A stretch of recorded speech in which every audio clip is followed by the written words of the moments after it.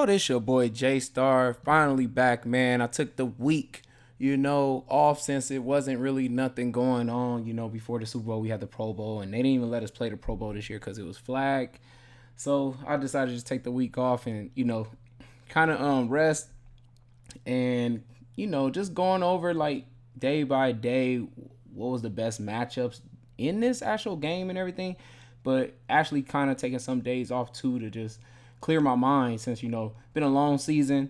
And trying to, I really wanted to get this one right since it is the last game. Want to make sure everybody has the best, what I want to say, notes on this. Even though this is just gonna be the first look because of the fact, of course, we got a whole week of practice to get through, and figure out all the injuries. Like, is Juju gonna be okay? Is his knee swelling?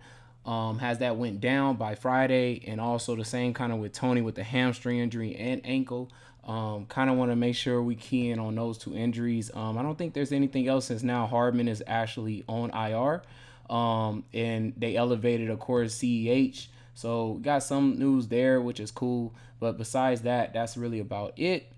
And it looks like Mahomes is just pretty much good to go now. I mean, it doesn't have nothing on ankle or anything now, so that's pretty good to see.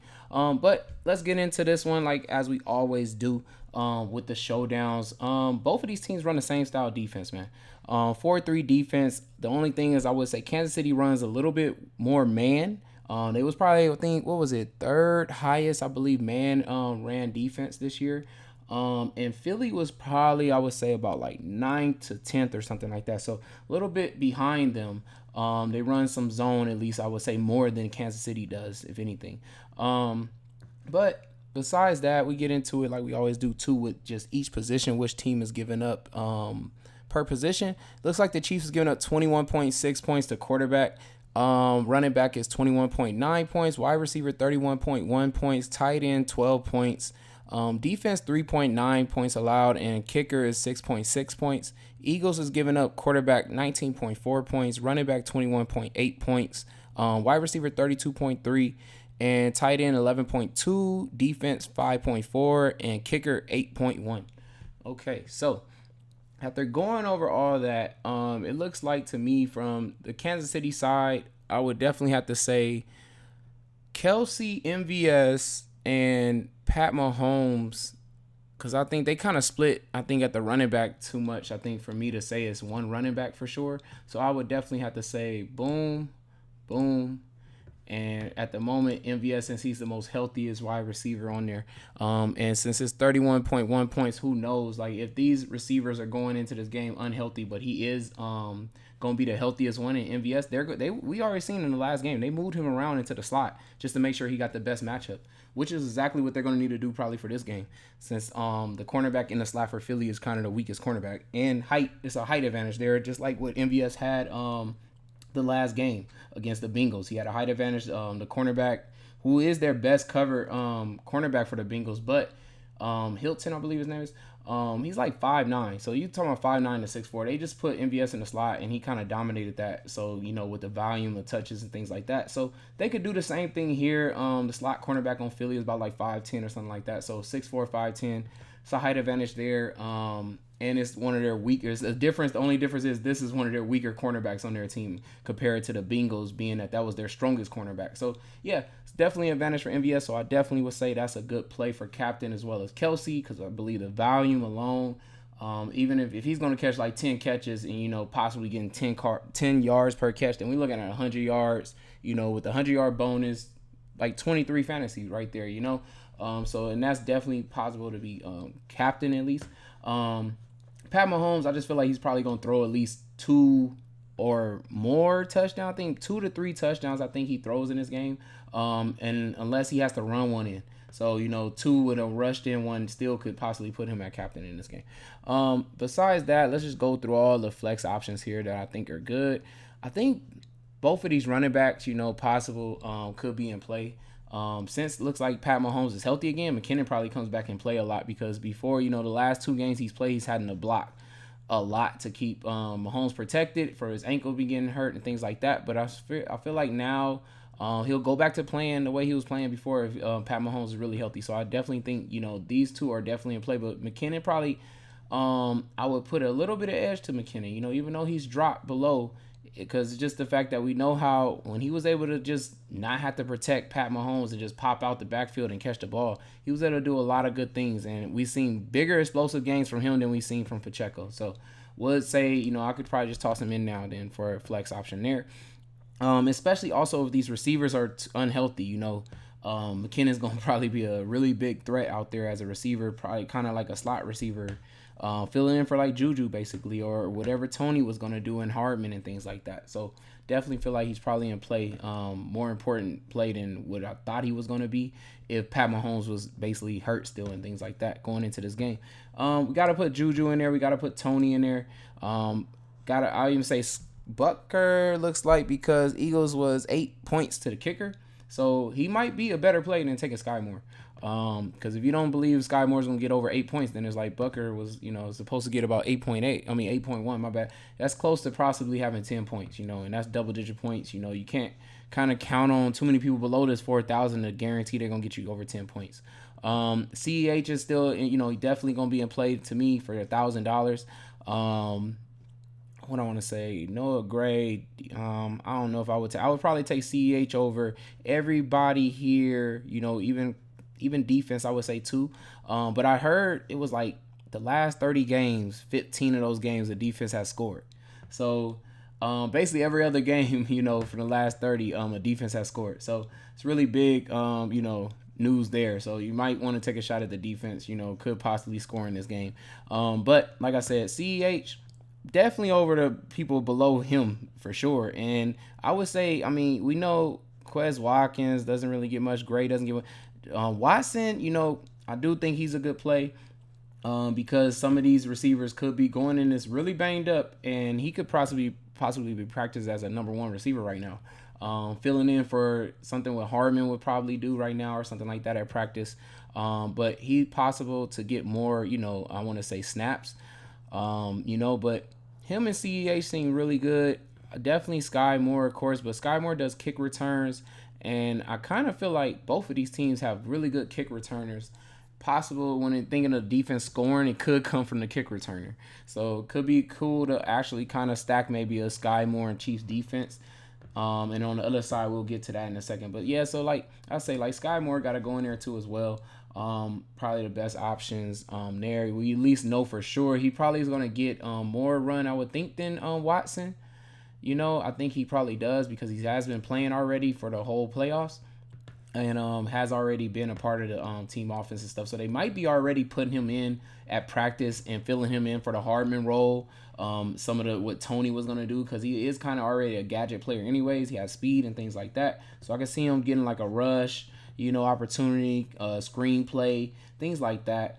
They could be using Juju and Tony for more blocking and things for screenplays, maybe the MVS or Sky Moore. So definitely feel like those two are probably more of a better option. But we'll see, like I said, come Friday and see how these injuries hold up or not. So then let's move on to the other side here. So for the other side, man, it's definitely going to be Jalen Hurts, A.J. Brown, Devontae Smith. Definitely those. And I kind of want to say Goddard, too, is in play to be captain, too, as well. They kind of go to Goddard early, I would say. And if he starts off really hot, could, end up getting more and more targets later as well. So they kind of like to go to him early, and he could end up with the first touchdown of the game or something like that. So would have to kind of toss him in there just in case, like, you want to kind of get a lower captain there, and be able to have more of the plays, have more of the better plays in your lineup, completely try to get all the best plays and stuff like that. Goddard seems like a good way to go. Besides that, though, let's see. Looks like we got Gainwell, I'm looking for pass catching options. So I'm not going to put Sanders, but Sanders is a good play still. And just like on the other side, like Pacheco is a good play. It's just I was just thinking pass catching. And let me see. Am I missing? Who am I missing over here? I kind of like Scott. He scored a touchdown every game, like for the playoffs. And I think he scored a touchdown for like the last 5 weeks, to be real, or something like that. Let me see. 1, 2, 3. Okay, so it last 3 weeks. My bad. So yeah, right before the season ended. I mean, it was the Giants again, and we know he's a Giant Slayer and everything. So, but he still is just like, it's getting like kicker points right now for you, So like, I don't think it's a problem saving $1,000 if you want to, from not taking the kicker or even possibly Sky Moore or defense, something like that. Right now, he's got a touchdown every game. Get to the goal line, they hand it off to Scott, and then if they get up big, we seen him in the last game. They got up big and they handed it off to Scott at the end and let him finish it up. So, could break a big one or something late in the game and then establish that he is the best play for below 4,000 there for them. You want to take a shot at Quez Watkins. We do know they take deep shots to him, but he probably gets like 2 in a game. If he doesn't hit on him, then it was just a waste, basically. So I would probably take Scott over him. Besides that, I don't think there's really anybody below here that I would want from this team. But we'll see as we get to, like I said, come Friday and things like that. Bucker, like I said, it's about 6.6 points they're giving up there. So Bucker, like I said, if he's only going to get 6.6 points, then it's possible Scott can outplay him. So taking, like I said, that 1,000 savings there could make it line up just a little bit different, unless you want to take a gamble shot right here at Watkins, actually hitting on one of those big plays. Also, though, I've been noticing Pascal has been in too. So I would actually say could possibly sleeper play there with Pascal. So he has been in for more of the snap counts because he's a better blocker than Quez Watkins. So, but they could actually use him as, a fake block play and he comes out the backfield and be wide open. So would have to say that, it is the Super Bowl. They like to do little special plays, and hitting on that one, special play person who is going to be, is the key to winning, period. So definitely I would have to say that. So now let's see. We trying to just build this one first look lineup here, man.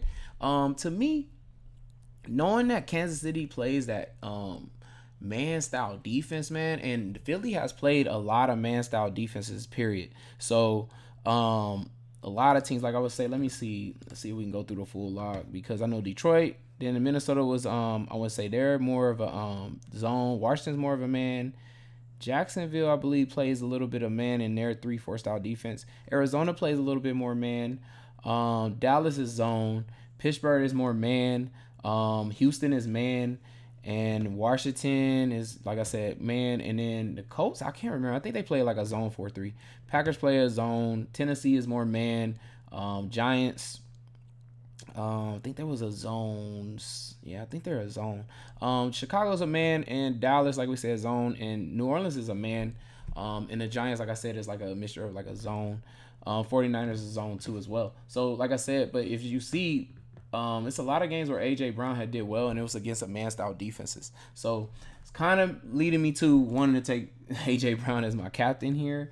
Of course, when he does really well, Jalen Hurts is right there with him. So I'm going to go ahead and expect that A.J. Brown is killing it, and Jalen Hurts is thrown maybe 2 possible touchdowns to him, or he's just 100-something big yards and a touchdown to A.J. Brown. And Jalen Hurts might have rushed in a touchdown after that, because we know he's kind of doing that almost every game. I gotta already do my run back here. It's gonna be Kelsey. I'm just gonna go ahead and take the safe bet of volume and chipping away the whole game, even if he doesn't score, because I've noticed that Philly does a really good job of, they give up a little bit of points to tight end, like what was it, 11.2, but they don't usually give up touchdowns to tight end. So. But I just think the volume alone and possibly still getting over, 10 plus catches and 100 yards, still gives me like 23 to 25 fantasy points, even without a touchdown. So I think Kelsey gets somewhere near there. Let's see. So then looks like I think I want to take Goddard. That early start, like I said, that I mentioned about, I think I possibly can see something like that happening. Let me see. Do I really want Goddard? Because I think I want to go with Tony for the other side here. And with having 3,000 and 3,600 there left, I can go with the Eagles defense, Chiefs. But I think, like I said before, Scott has been scoring every game. That's how I'm going to finish out this lineup, y'all. So we got 2 run backs, and 4 on the Eagles side here. I kind of like all 4 of these plays here for the Eagles side, like I said, because got a little bit of the rush with Boston Scott, keeps running in a touchdown almost every game. We know Jalen Hurts has been rushing in a kind of touchdown, so it's kind of like I got 2 running backs here already. Going to pick I'm picking one of the receivers that I feel like is going to have the best matchup for him, being that it is a man defense. Either one of those receivers are really good, though. It doesn't really matter which one you really want to take. I just think it's about time AJ erupts. They paid him all the money this season. I think it was for to deliver a championship in a Super Bowl. I think he's gonna come on really strong in this Super Bowl. I think they're gonna go early to him as well as to Goddard. They usually kind of line these two up too, kind of on the same side, just to make you pick your poison on who you're gonna end up doubling. And I feel like they just both gonna dominate in this game. Period.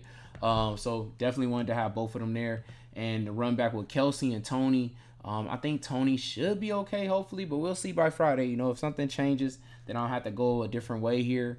But as for now, and like I don't even mind going all the way down to like taking Sky Moore instead or something like that, and leaving that money on the table too. So, but for now, I really do like this play right here. This is it. But like I said, catch with me. Come back and join me on Friday, and we'll see what we got. If we still liking this strong lineup here, or if we got something else in the bag. But it's your boy Jaystar, man. Good luck, man. This Super Bowl showdown, man. Hope y'all win some huge money, man. A lot of money on the table, a lot of different tournaments. It's the last weekend, so definitely I'm going hard for this one. But it's your boy Jaystar, and I'm out, y'all. Peace.